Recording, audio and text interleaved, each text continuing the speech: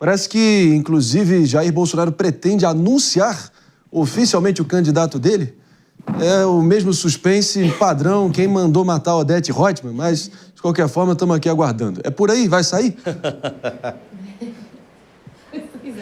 Um capítulo mais emocionante que o outro aqui na política brasileira, né, André? Bom dia para você, bom dia também para todos que nos acompanham aqui no nosso Morning. Pois é, o ex-presidente Jair Bolsonaro bateu o martelo e disse que vai apoiar a candidatura do governador de São Paulo, Tarcísio de Freitas, à presidência da República no ano que vem. Ainda é uma conversa de bastidor que foi confirmada por uma fonte nossa dentro do Partido Liberal. Na avaliação de Jair Bolsonaro, na direita hoje, não há um nome mais forte do que o de Tarcísio para fazer oposição ferrenha ao presidente Lula nas eleições do ano que vem. A gente sabe que, de acordo com as últimas pesquisas de opinião pública, o presidente vem recuperando a popularidade que foi perdida do fim do ano passado para cá. Ele tem revertido essa situação e isso despertou um alerta na direita. Atualmente, há alguns pré-candidatos. Quem são eles? Romeu Zema, governador de Minas Gerais, Ratinho Júnior, governador do Paraná,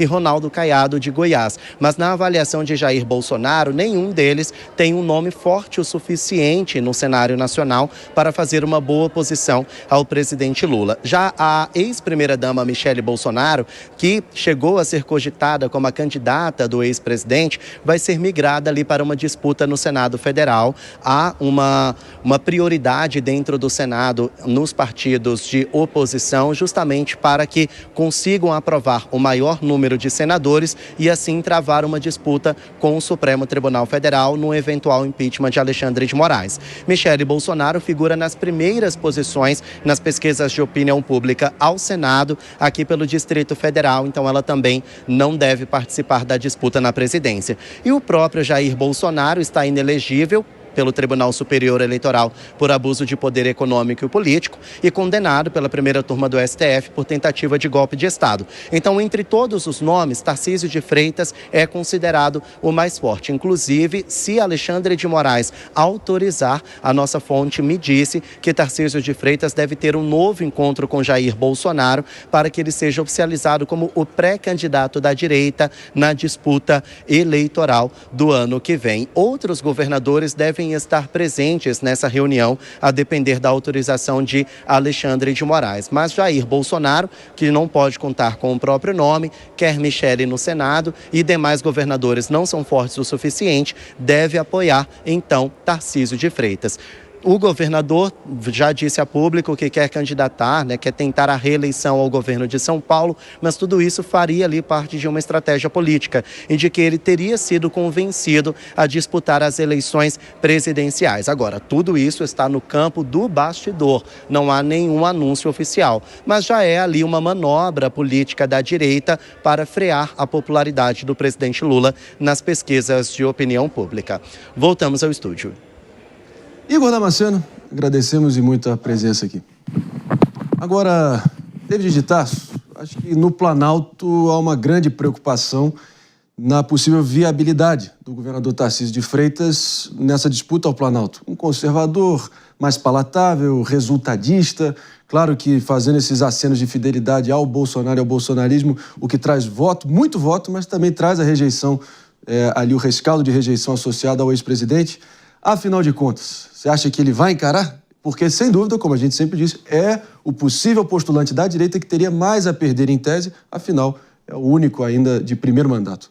E a partir do momento também que você coloca ali o nome à disposição, você começa a levar mais pancadas, porque aí você tem um alvo, de fato, a combater, né? No caso da esquerda, tudo que ele não quer.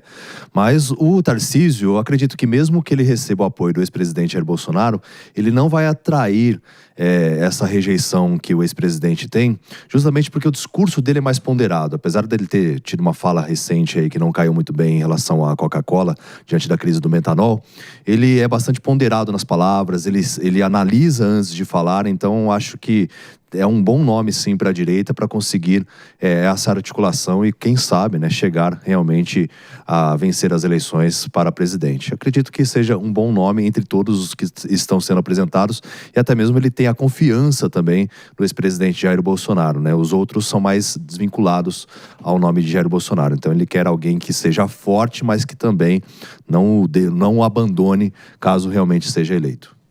E claro que o Mano Ferreira, você tem sido muito taxativo em relação a isso, que o Brasil merece, finalmente, um debate de ideias e não apenas de lealdades, certo?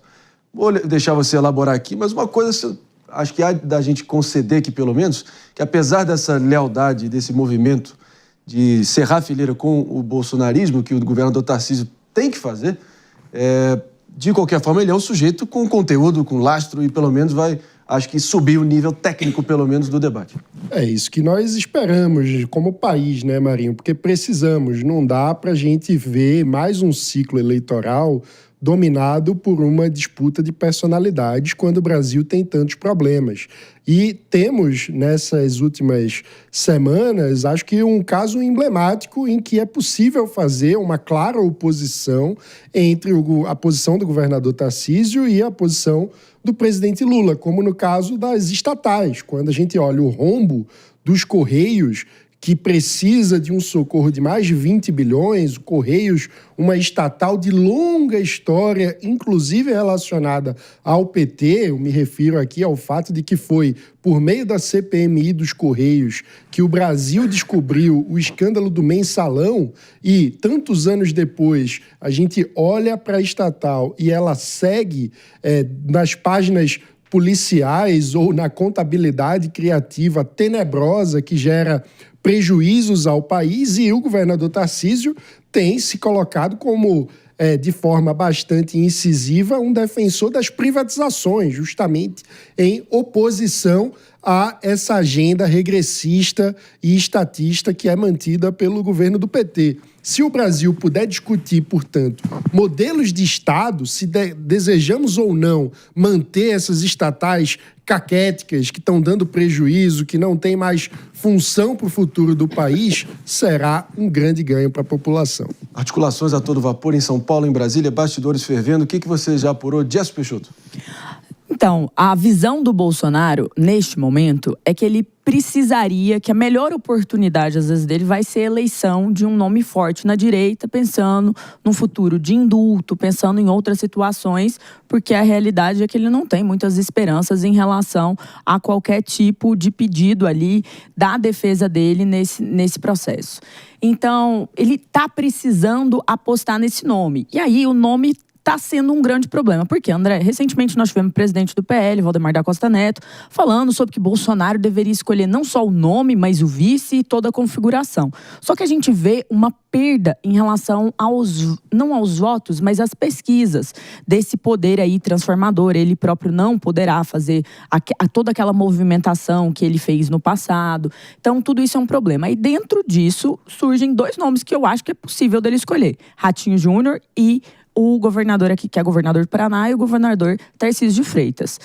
Quem ele escolherá no final do dia, eu acho que tá difícil apostar, porque a gente vê movimentos de vai ser Tarcísio? Não, Tarcísio agora aconteceu isso, não vai mais. Então, no final das contas, a direita tá muito fragilizada para o cenário de 2026, no que tange montar uma colisão e parar de brigar entre si. Eu acho que é esse o ponto do Bolsonaro. Deveria ter mais união, porque do jeito que tá todo mundo se batendo, não vai dar. Lembrando em casa, né?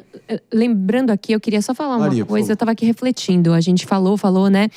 De fato, Jess, eu concordo com você com relação à fragmentação da direita, mas eu acho que a direita tem que colocar uma coisa na cabeça. Qual desses candidatos é o mais viável para furar as bolhas? É importante já ter o apoio do Bolsonaro, que não é a maioria na direita, né? Tem o quê? 20% ali do eleitorado fiel. Mas quem é o candidato que vai conseguir furar a bolha, não só nesse espaço ideológico, mas também no espaço geográfico do Brasil? Tarcísio é pouquíssimo conhecido no Nordeste e no Norte, diferentemente de Ratinho Júnior, que já começa um ponto de partida. Não. Calma aí, deixa eu um ponto de partida com o pai, que é muito famoso e possui rádios e veículos de comunicação no Nordeste. Então isso já ajudaria muito o Ratinho Júnior no início da disputa.